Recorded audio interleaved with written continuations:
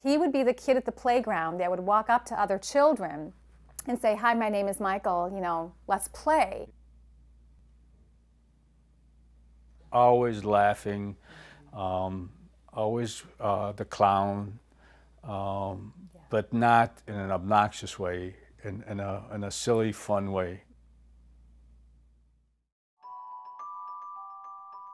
At 12 years of age, Michael was diagnosed with Crohn's, an inflammatory bowel disease. It can be incredibly painful. As much as he wanted to be normal and fit in with the rest of the gang, he had limitations because of the disease. Michael would do hobbies and tasks that he can control and do by himself. Michael he never once said why me. He just took it. He refused to acknowledge that he had a disease. He said, "I have a condition." When Michael turned 18 and began seeing a general practitioner, things started to change. For pain, he was prescribed opiates. Now, there are probably physicians that we used to underprescribe and undertreat pain. Now perhaps as a group we tend to overprescribe. He would get hydrocodone from one doctor, Xanax from another doctor, and Cymbalta from a third doctor. Okay, none of them talked to each other. So it was one of those, take this medication and come see me in 2 weeks. All this to an 18-year-old that his brain is not fully developed. I could see Michael's personality changing. I could see him, he was... Sorry, take your time. I need a minute.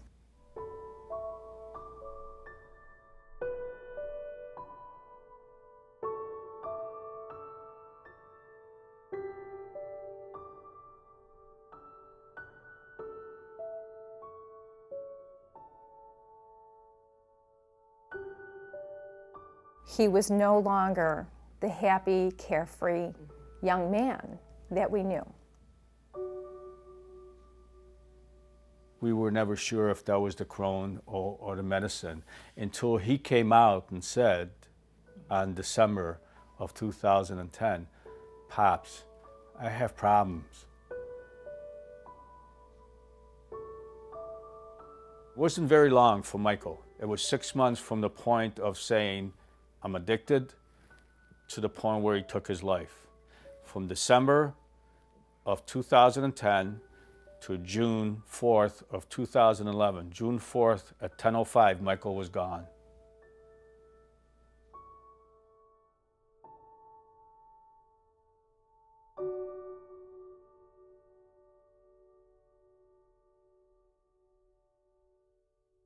A lot of people think of it as a shame, and they don't want to go through that pain of shame of my son is addicted.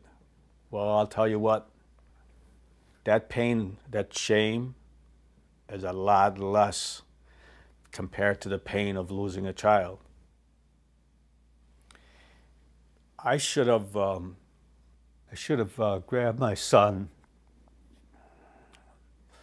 at that moment and gave him a hug and say, "You know what? This is our fight. We're going to do something about it."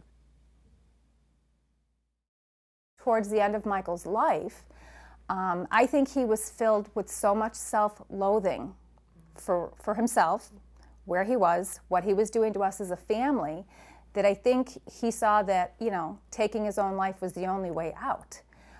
Because after the fact, we learned that these drugs grab you and don't let you go.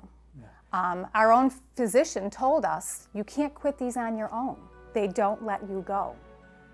We have to look at it as a disease.